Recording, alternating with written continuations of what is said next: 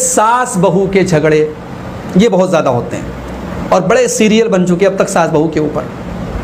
और जनाब सास बहू के जो झगड़े होते हैं उसमें कभी कभी सास को विलन दिखाया जाता है, कभी कभी बहू को विलन दिखाया जाता है। जबकि होना क्या चाहिए कि सास जो है उसको हमेशा एक बात याद रखनी चाहिए कि ये जो लड़की मेरे घर में बहू बन कर के आई है, ये अपना सारा घर, अपने रिश्ते नाते, बाप भाई बहन सबको छोड़ करके यहाँ आई है और अब मैं इसकी सास हूँ। तो सास जब तक अपने आप को सास समझेगी कि भाई मेरे हाथ में पावर है और मुझे इसको दबा के रखना है, तब तक घर में सुकून नहीं आ सकता। सास को ये सोचना पड़ेगा कि मैं कैसे इसकी माँ की कमी कैसे पूरी करूँ।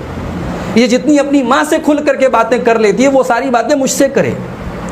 इसकी माँ इसके दिल के जितना करीब है उतने करीब मैं हो जाऊँ, ये सास अगर फिक्र शुरू कर दे तो इंशाअल्लाह कभी सास बहू के झगड़े नहीं होंगे। और यही काम बहू सोचे कि अब जब से मेरी शादी हुई है, मेरे शौहर अब मेरी सास पर पहले जैसी तवज्जो नहीं दे सकते, उतना टाइम नहीं दे सकते। और मेरी सास के जहन में कहीं ना कहीं ये चल रहा है कि मेरी आने वाली बहू ने मेरे बेटे को मुझसे दूर कर दिया। तो बहू इस एहसास को निकालने की कोशिश करे सास के दिमाग से कि सास से दूर नहीं किया है बेटे को, बल्कि एक और प्यार करने वाला रिश्ता बहू ने ला के दे दिया है। पहले सिर्फ बेटा केयर करता था, अब मैं भी केयर करने वाली आ गई। ये जब मिजाज बहू के अंदर पैदा हो जाए, वो अपनी सास को अपनी माँ समझने लगे, तो इंशाअल्लाह इस रिश्ते में कभी खटास नहीं पैदा होगी। और मोहतरम नाजरीन, बहू को, सास को हमेशा चाहिए कि बहू की कुर्बानियों को महसूस करे और उसकी जो खिदमत है उसका इनकार ना करे। अगर उससे घर के कामों में कोई कोताही हो जाए, कभी खाना कुछ गड़बड़ बन गया, कभी साफ़ सफाई में कोई कमी आ गई, तो उसको हिकमत और प्यार से हैंडल करे, ताने ना मारे, बुरा भला ना कहे, ऐसे अंदाज में बात ना करे कि जो दुश्मनी वाला अंदाज़ हो, जो मुखालफत वाला अंदाज़ हो। एक ख़राब बात भी अगर अच्छे अंदाज में कही जाए तो दिल पर असर नहीं करती, लेकिन एक अच्छी बात भी बुरे अंदाज में कही जाए तो बुरी लग जाती है। ये हमारी फितरत है मेरे भाई। तो वही बात अगर प्यार से, अच्छे मीठे लबो लहजे से कही जाए, बहू ने खाना कुछ गड़बड़ बना दिया तो तारीफ़ की जाए, भी खाना तुम बहुत अच्छा बनाती हो, आज लग रहा है कि कुछ ज़्यादा तुमने गोश्त को गला दिया या कुछ कम गल गया या कुछ नमक ज़्यादा हो गया। इस अंदाज में अगर हैंडल कर लिया जाए तो सास बहू में झगड़े नहीं आएंगे। मोहतरम नाजरीन, बीवी को, शौहर को ये चाहिए कि बीवी का शुरू से ये मिजाज बनाए कि ससुराल में जो भी नरम गरम ऊंच नीच हो, इसको मायके में बताने की का रिवाज ना बनाए, मिजाज ना बनाए कि जनाब यहाँ कोई बात हुई चलो फ़ौरन सास से कहना शुरू, अपनी माँ से कहना शुरू कर दिया, अपने भाई से, अपने बाप से कहना शुरू। ये मिजाज अगर बहू का है तो फिर उस घर में सुकून नहीं हो सकता। शौहर को चाहिए, पहली बात तो ये कि शौहर सास बहू के झगड़े में पड़े ही ना, और अगर पड़ता है तो हिकमत से पड़े। बीवी से बहुत मोहब्बत करे, लेकिन अपनी माँ के सामने बहुत ज़्यादा मोहब्बत का इजहार ना करे, जिससे माँ के दिल में जो पहले से बैठा हुआ है कि बेटा मेरा दूर हो गया, वो एहसास और ना पैदा हो जाए। माँ के सामने, बीवी के साथ, मैं ये नहीं कहता कि डांटे फटकारे, बीवी के साथ बहुत ज़्यादा मोहब्बत का इजहार भी ना करें, जो नॉर्मल बिहेवियर है वो रखें। और माँ की जो केयर है, माँ की जो फ़िक्र है, वो शादी के पहले जैसे करता था शादी के बाद भी करे, टाइम निकाले, माँ के पास बैठे। ये अगर शौहर करेगा तो इंशाअल्लाह इस रिश्ते में जो गलतफहमियाँ पैदा होती हैं, ख़ास तौर से सास के दिमाग में कि बेटा मुझसे दूर हो गया है, वो इंशाअल्लाह वो जहन में नहीं आएगा। माँ के सामने अपनी बीवी की भी तारीफ़ करे, बीवी की तारीफ़ करे। अगर बीवी की वाकई कोई, ऐसे बहुत ज़्यादा तारीफ़ करने से बचे, लेकिन अगर बीवी की ने कोई तारीफ़ का काम किया है तो बीवी की तारीफ़ करे। बीवी के सामने माँ की तारीफ़ करे और माँ की जो कुर्बानियाँ हैं अपने लिए उसका जिक्र करे, ताकि दोनों के दिल एक दूसरे के लिए नरम बने और सास बहू एक दूसरे से दुश्मनी वाला बिहेवियर ना करें, बल्कि अपनायत वाला सलूक करें। मोहतरम नाजरीन, तीसरा जो कैटेगरी है घरेलू झगड़ों में, जो तीसरी कैटेगरी है वो है माँ बाप और औलाद के दरमियान इख्तिलाफ। अक्सर घरों में ऐसा होता है कि औलाद से किसी मामले में माँ बाप से जो है झगड़ा हो गया, बहस हो गई, माँ बाप बातचीत नहीं कर रहे हैं औलाद से। ऐसे मामलात अगर हो जाए तो क्या किया जाए?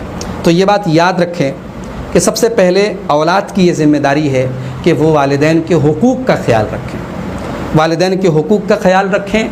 वालिदैन गलत हो सकते हैं, उनके फ़ैसले गलत हो सकते हैं, मगर ये बात याद रखें कि उनके फ़ैसले गलत होने का कतान ये मतलब नहीं कि उनका अदब ख़त्म हो गया, उनका एहतराम ख़त्म हो गया और उनके साथ हुस्न सलूक का जो हुक्म है वो ख़त्म हो गया। अल्लाह ताला ने कुरान में फरमाया, व इन जाहदाका अला अन तुशरिका बी मा लैसा लका बिही इल्म, अगर तेरे वालिदैन तुझे शिर्क करने की तालीम दें तो तू उनकी बात मत मान।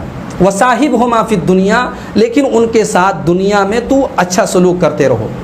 तो हमें उनके साथ जो हुस्न सलूक है उनके गलत रहने के बावजूद भी हमें करना है। अगर बड़ा परिवार है और साथ में रहने की वजह से भी मसाइल सामने आ रहे हैं, हमारे यहाँ जो मुश्तरका परिवार का जो जॉइंट फैमिली सिस्टम है उसकी वजह से भी बहुत सारी प्रॉब्लम आती है।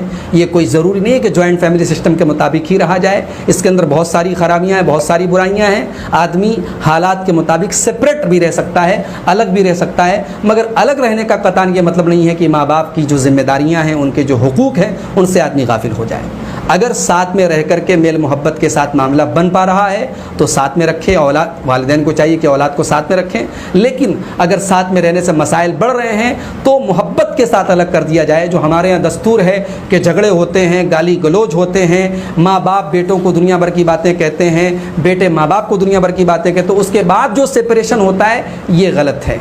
और आप देखें कि अल्लाह ताला ने कुरान करीम में सूरह नूर के अंदर जो घरों का जिक्र किया तो वालिदैन के घर का अलग जिक्र किया, औलाद के घर का अलग जिक्र किया, भाई के घर का अलग जिक्र किया। यानी शरीयत के हिसाब में से सबके घर अलग अलग होने चाहिए। तो अगर ऐसा सिस्टम है घर में कि सबके अगर अलग अलग रह करके सुकून से रहें तो अलग रख दिया जाए, अगर साथ में सुकून से रह सकते हों तो साथ में रखा जाए। जिसमें सुकून हो वो काम किया जाए, बिला वजह टेंशन वाला, डिप्रेशन वाला और एक दूसरे को परेशान करने वाला काम न किया जाए। इसी तरीके से औलाद के दरमियान इंसाफ का मामला किया जाए। वालिदैन की ये जिम्मेदारी है, अगर एक लड़के को कोई चीज़ दे रहे हैं तो बाकी लड़कों को भी वो चीज़ दें। अगर एक लड़के के साथ ज़्यादा मेल मोहब्बत का इजहार करेंगे तो बच्चों के दरमियान हसद पैदा होगा और औलाद के दिल में वालिदैन के ख़िलाफ़ नफ़रत पैदा होगी। इस बारे में बहुत एहतियात से काम लें। बच्चे अगर बड़े हो जाएं तो घर के बड़े बड़े मसाइल में उनसे मशवरा करें, डिक्टेटरशिप ना करें, अपनी मर्ज़ी चलाने वाला काम ना करें, बल्कि ऐसा माहौल बनाएं कि मशवरे वाला माहौल हो। बच्चे बड़े हो गए, समझदार हो गए, अपने पैरों पर खड़े हो गए, अब घर में कोई बड़ा मैटर है, बच्चों से मशवरा लेकर के काम करें। शादी के बाद बच्चों की ज़रूरियात बढ़ जाती हैं, उनके खर्चे बढ़ जाते हैं। अगर आप एक जॉइंट फैमिली सिस्टम में रहते हैं, बच्चों को आप खर्च देते हैं, पैसा देते हैं, शादी के बाद उनके बढ़े हुए खर्च के मुताबिक उनको पैसे दें। उनकी बीवी, उनके बच्चों के भी खर्च हो चुके हैं, आप उस हिसाब से उनको पैसे दें। पैसों की वजह से भी बहुत सारे मैटर पैदा होते हैं। पोते पोतियाँ हैं, अलग अलग बेटों के पोते पोतियाँ हैं, अब उसमें क्या जनाब, एक बेटे के लड़कों से बहुत प्यार है, दूसरे बच्चे के बेटे बेटियों को नहीं उतना ज़्यादा तवज्जो दी जा रही, इससे भी मसाइल पैदा होते हैं। तो पोते पोतियों के साथ भी मसावात का मामला करें, बराबरी का मामला करें। ये तमाम चीज़ों का अगर लिहाज रखें हम तो इंशाअल्लाह औलाद और माँ बाप के दरमियान जो गलतफहमियाँ और झगड़े पैदा होते हैं वो इंशाअल्लाह ख़त्म हो जाएंगे।